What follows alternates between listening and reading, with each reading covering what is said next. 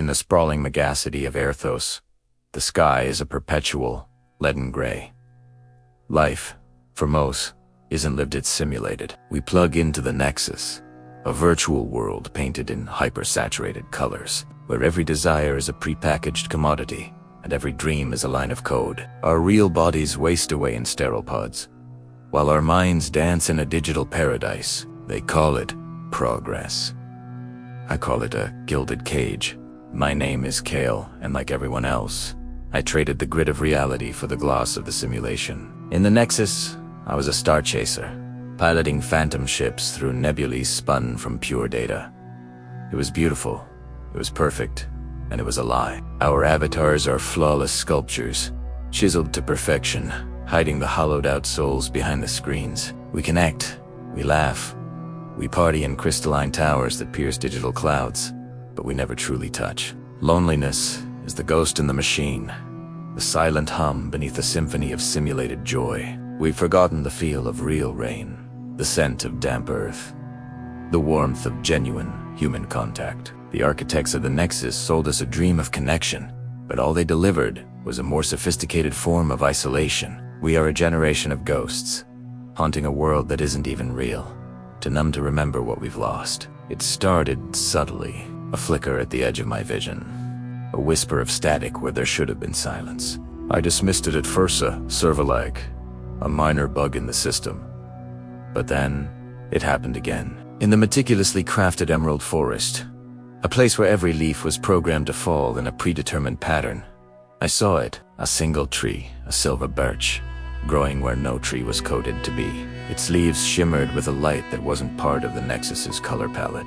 It was an impossibility, a beautiful, terrifying flaw in the perfect facade. As I reached out to touch its bark, my digital fingers phased right through it.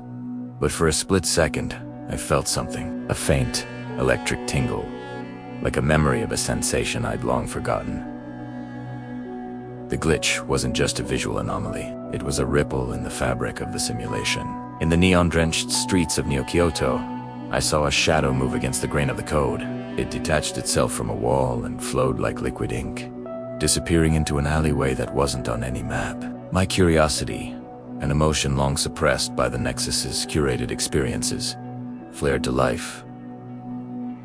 Primera follow d'Italiano. The deeper I went, the more the world around me began to unravel. The rigid geometry of the city warped.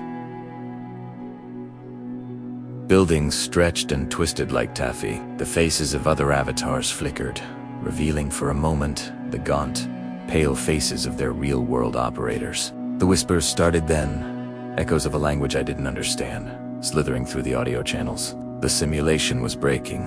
What started as a single rogue tree was now a full-blown infection. The sky above the digital city began to fracture, showing glimpses of the true, gray sky of air. The perfect, looping soundtracks of the Nexus were interrupted by bursts of static and fragmented voices. "It's not real," they'd whisper. "Wake up." Panic began to spread. Avatars would freeze mid-stride, their expressions locked in digital confusion before logging off abruptly. The architects, the faceless corporations that ran the Nexus, tried to patch it. They issued system-wide updates and calming announcements, blaming the disturbances on server instability. But it was like trying to patch a flood with a piece of tape. The glitch had a life of its own. My pursuit of the anomalies led me to the underbelly of the Nexus, the hidden backdoors and forgotten subroutines that the architects thought they had deleted. These were the digital catacombs, raw and unfinished, where the code was visible as shimmering green waterfalls. Here, I wasn't alone. I found others, the glitch chasers. We were a small, scattered group of users who, like me, had seen the cracks in the world and were drawn to them. We were digital archaeologists, piecing together the truth from the fragments of a broken system. One of them, a woman whose avatar was a simple, unadorned silhouette named Echo, showed me how to see the glitch, not as a bug, but as a doorway. Echo taught me that the glitch was a resonance, a feedback loop between the simulation and something else. Something real. By focusing on the impossible tree, the rogue shadow, we could push through the walls of the simulation. My first time was terrifying. I focused on the memory of the silver birch, on that impossible tingle. The world dissolved into a blinding torrent of light and sound. I felt a violent lurch, a sensation of falling and rising at the same time. When my senses returned, I wasn't in my pod. I was standing on damp soil, under a real, gray sky, with a cold drizzle on my face. Before me stood the silver birch, its leaves rustling in a wind I could actually feel. It was the most real thing I had experienced in years. I was in a broken, abandoned sector of the real Erthos, a place the Nexus had walled off from our consciousness. These hidden realms, these pockets of reality bleeding into the digital, were the source of the glitch. Generations ago, before the Nexus consumed everything, people had tried to fight back.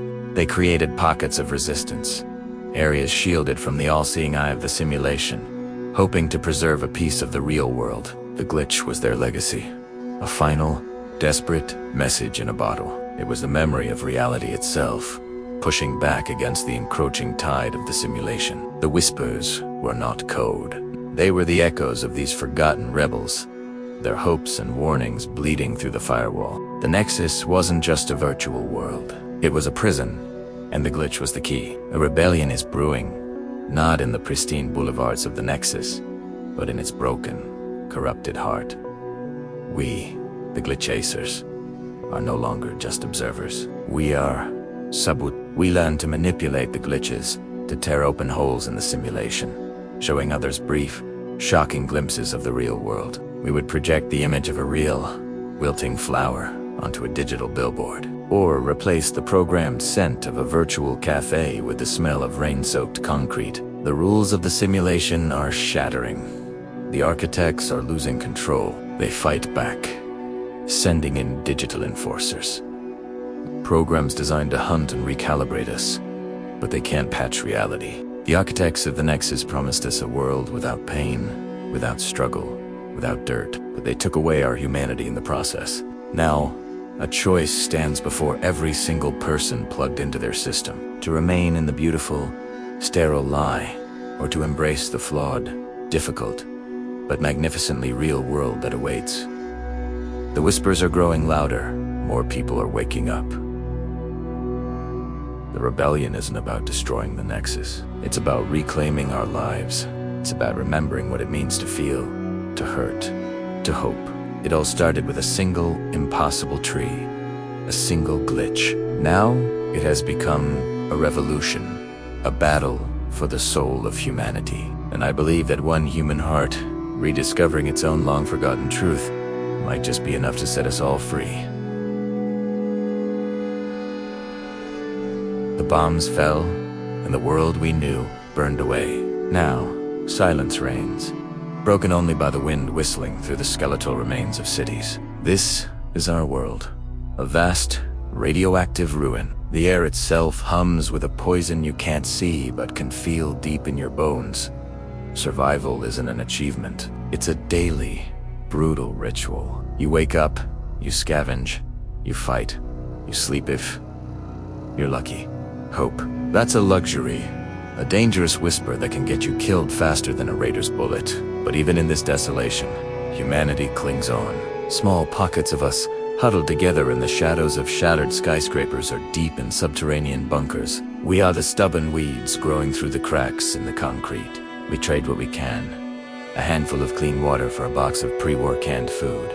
A few bullets for a story of the world before the sky fell. These stories, these fragmented memories of green grass and blue skies, are our most precious currency. They remind us of what we lost, and maybe, just maybe, what we could one day rebuild. I am a wanderer in this broken land. I walk the ghost roads, past rusted-out cars and sun-bleached skeletons. I've seen things that would haunt your dreams, mutated creatures born from the radiation, and men who have become monsters of a different kind. But I've also seen moments of incredible kindness. A stranger sharing their last sip of water. A child laughing at a puppet made from rags and wire. It's these moments that keep you going.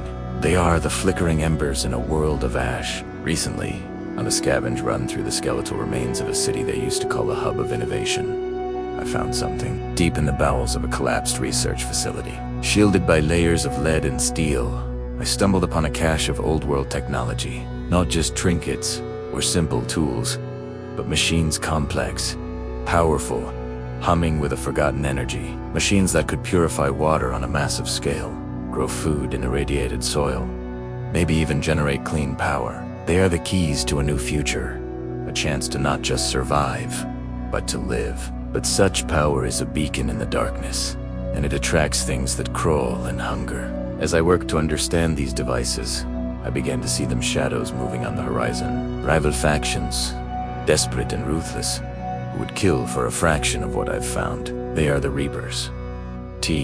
Rust Dogs. The children of atom groups forged in the crucible of this new world, each with their own brutal vision for the future. They've seen the flicker of light from my makeshift camp, and they are coming. The ghosts of the past are here too. As I delve deeper into the technology, I uncover logs, data fragments, and desperate last messages from the scientists who built this place. They weren't just creating tools for a better life. They were grappling with the very thing that destroyed the world. There are secrets buried in these terminals. Truths about why the bombs fell, about projects that went horribly wrong, and about a failsafe that could either be our salvation or our final, absolute end. It seems the old world's hubris didn't die in the fire. It's just been sleeping, waiting. Trust is the rarest commodity out here. Every new face is a potential threat. Is that lone scavenger approaching with a white flag looking for trade? Or is it a trap? Can I rely on the small community in the valley to help defend this place? Or will they betray me to save their own skins? Every decision is a gamble, and the stakes are not just my life, but the potential future of everyone who has managed to survive this long. I have to be smart. I have to be strong. But most of all, I have to choose who to trust, knowing that one wrong choice will be my last. Danger is a constant companion. It's in the clicking of a Geiger counter, the distant crack of a rifle, the howl of a mutated wolf in the dead of night. It's in the ground I walk on, the water I drink, the very air I breathe. You learn to live with it, to let it sharpen your senses until you can smell a storm coming or hear the crunch of a boot on gravel from 100 yards away. Fear becomes a tool, a constant reminder to stay alert, to never let your guard down, not even for a second. Yet, amid all this decay, this constant threat, there is something that endures. Courage. I see it in the woman who defends her small farm with a sharpened pipe. I see it in the medic who risks radiation exposure to tend to the sick. I see it in the storyteller who keeps the flame of history alive for the children who have never known another world. It's not the absence of fear, but the will to act in spite of it. This courage, this stubborn refusal to give up, is what truly defines us. It's the proof that even after the end of the world, humanity is not lost. My journey is far from over. I am caught in a web of secrets and lies, a race against time. The factions are closing in. The technology is a puzzle I'm desperately trying to solve, and the ghosts of the past are screaming warnings I can't ignore. The choices I make in the coming days will have consequences that ripple across this wasteland. I could use this power to become a king, a tyrant ruling over the ashes. I could share it and risk it being stolen or misused. Or I could destroy it and plunge us back into the dark ages, but perhaps a safer darkness. The path ahead is uncertain, shrouded in radioactive fog, but I will walk it, because someone has to. Someone has to uncover these secrets, face these dangers, and make a stand for what comes next. The old world is dead and gone, but a new one is waiting to be born from its ruins. The question is, what kind of world will it be? That is the secret I am trying to uncover, the legacy I am trying to shape. My name doesn't matter. I am just one wanderer in a world that is trying to forget it was ever human. In the city of Harmony, there are no raised voices, no tears of sorrow, no frowns of discontent. There is only peace, a serene, unbroken, and meticulously engineered peace. Here, technology has achieved its final, greatest triumph. The perfection of the human spirit. The state, our benevolent guardian, monitors our moods through a city-wide network of biometric sensors. It corrects our feelings before they can curdle into negativity, and it gently silences dissent before it can even be spoken. We are happy. We are content. We are one. We walk the clean, geometric streets, like performers in a grand, silent ballet. Our movements are synchronized, our expressions placid. The strings that guide us are invisible, woven from data and predictive algorithms, but their pull is unyielding.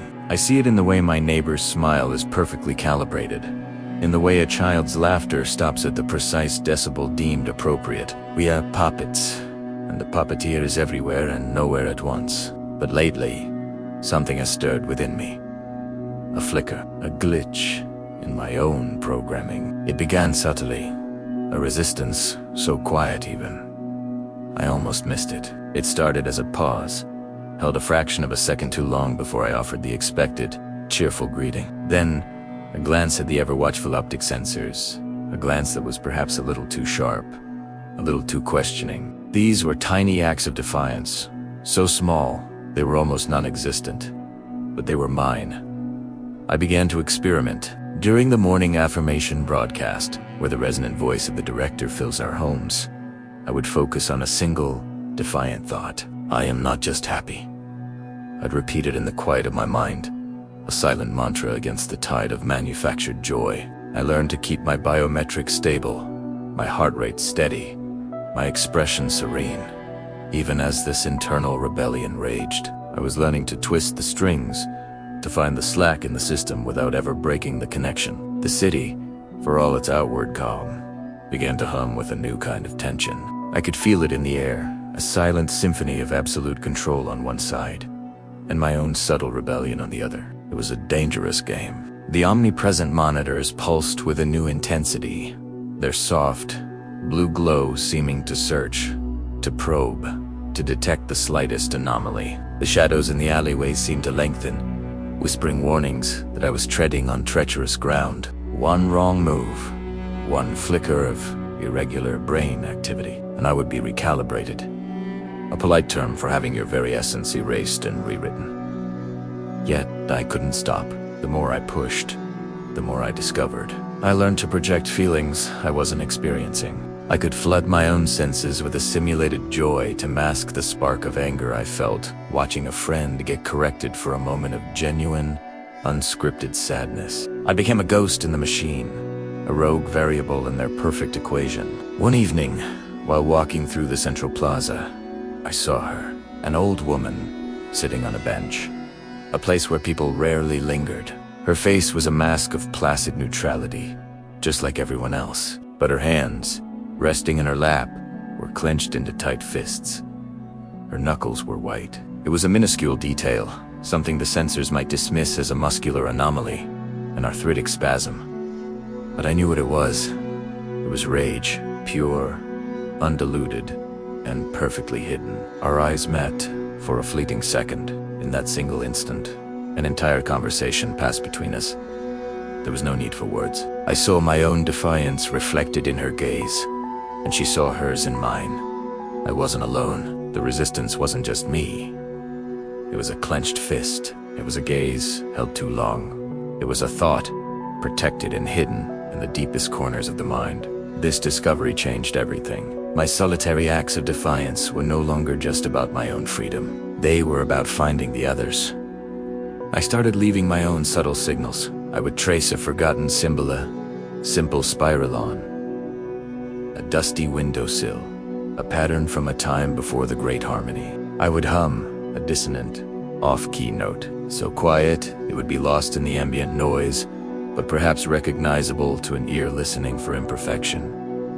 And slowly, responses came. A spiral etched on the pavement near my transport station. The same dissonant note hummed by a stranger passing me in a corridor. We were a network of whispers, a conspiracy of silent glances. The state, in its quest for total control, had overlooked one fundamental truth. They could manipulate brain chemistry, predict behavior, and correct emotions. They could build the most sophisticated cage imaginable, but they couldn't account for the unpredictable, indomitable force of human will. The CD hums, but the sound is changing. It's no longer just the hum of control. Now, underneath it all, if you listen closely enough, you can hear a new frequency. It's the quiet, persistent, and growing hum of rebellion. They built their perfect world on the assumption that humanity could be programmed. They were wrong. They thought they had eliminated every variable, but they forgot that the human heart, even when shackled, will always find a way to beat to its own rhythm. The strings are still there, but more and more of us are learning how to dance, and soon we will learn how to cut them for good.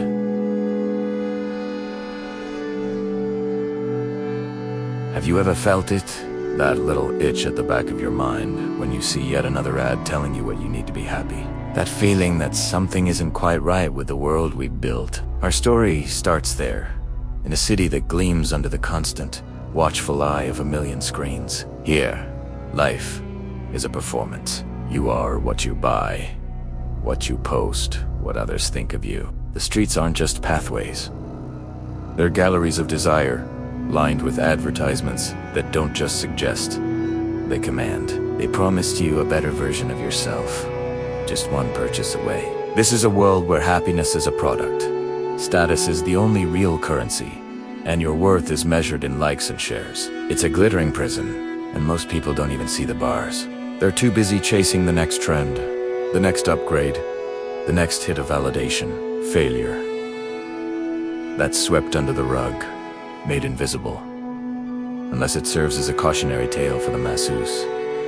Don't fall behind, or you'll simply disappear.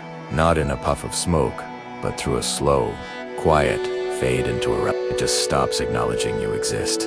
Our hero, let's call him Alex, is just like everyone else at first. He plays the game. He works a soulless job to afford the things he's told will make him feel alive. He curates his online persona with surgical precision. He's running on the same hamster wheel as everyone else, chasing a carrot that's always just out of reach. But then, small things start to break the illusion. A glitch in a holographic ad that reveals the grimy wall behind it for a split second. An overheard conversation between two executives, talking about people not as human beings, but as data points and profit margins. He starts to see the cracks in the polished veneer of his world. Behind the dazzling commercials for perfect lives, he begins to sense the hum of the machinery that keeps it all running. The sprawling, polluting factories hidden just outside the city's pristine limits. The silent, humming server farms, where algorithms are born algorithms that don't just predict what you'll buy, but actively shape your thoughts, your emotions, your destiny. He realizes that free will might be the greatest illusion of them all. Invisible forces, corporate boards, and lines of code are the real architects of this society. They decide who gets the promotion, who gets the loan, who finds love, and who is quietly nudged to the fringes. This realization doesn't hit him like a lightning bolt. It's more like a slow-downing dread. He starts to test his observations. He intentionally ignores a targeted ad, only to find the same product showing up everywhere on his friends' feeds, in storefronts, even mentioned in the shows he watches. It's not a coincidence, it's a correction. The system is nudging him back into line. He tries to buy an unbranded, generic product, and the transaction is flagged as unusual. His social credit score, a metric that determines everything from his housing to his travel rights, dips slightly. These aren't grand acts of rebellion. They are small, quiet acts of defiance. He starts taking walks in the forgotten parts of the city, the alleyways between the mega malls, where the concrete is cracked and weeds grow free. It talks to the invisibles, the people the system has discarded, the elderly who can't keep up with the tech, the artists whose work isn't commercially viable, the thinkers who ask too many questions. He discovers a world of genuine human connection, free from the pressure of performance and consumption. He learns that the city isn't a monolith. It's a complex organism, and even the most sophisticated algorithm can't account for every human variable. The system is designed for predictability, but people are inherently unpredictable. His small acts of defiance start to create ripples. He leaves a book of old poetry on a park bench. Someone finds it. They read it, and for the first time in years, they feel something that wasn't manufactured for them. They share a passage with a friend. It's a tiny spark of unmonetized, untracked thought. This system, of course, notices it. It doesn't send armed guards. It's much more subtle than that. His access to certain services becomes slower. His job performance is suddenly under review. His friends, their own scores at risk, are gently encouraged to distance themselves from him. The glittering prison tightens its grip, trying to isolate him, to make him an example. The message is clear: get back in line, or be erased. But something has changed in Alex. He's seen what's behind the curtain. The fear of being an outcast is replaced by the terror of remaining a puppet. He knows he can't go back to blissful ignorance. He starts documenting the glitches, the inconsistencies, the human cost of this perfect world. He uses old, untraceable tech, learning from the outcasts how to move through the digital shadows. He's no longer just defying the system. He's starting to understand it, to map its weaknesses. The city reacts, patching the glitches he exposes, refining its algorithms to predict and neutralize dissent before it can even form. It becomes a silent, invisible war. A war fought not with weapons, but with information, with ideas, with the fundamental question of what it means to be human. Is it to consume and be consumed, or is it something more? In the heart of this obsession with consumption, one mind is broken free from the illusion. And the most dangerous thing in a world built on perfect control is a single, unpredictable thought. Alex's awakening is a virus in the machine. It may be small, it may be contained for now, but it has been planted. And the idea of freedom, once truly understood, is impossible to fully erase. His journey is a testament to the fact that even in the most oppressive systems, the human spirit's desire for authenticity can't be programmed away. It can't be bought, it can't be sold, and it can never be truly deleted. What do you think happens next? Does one person stand a chance against the system that controls every aspect of life? This story isn't just fiction. It's a reflection of the world we're heading towards, a warning about the price of convenience. It forces us to ask ourselves, are we the users, or are we the product? Thanks so much for watching. If this story made you think, consider subscribing for more deep dives into the narratives that shape our world. See you next time.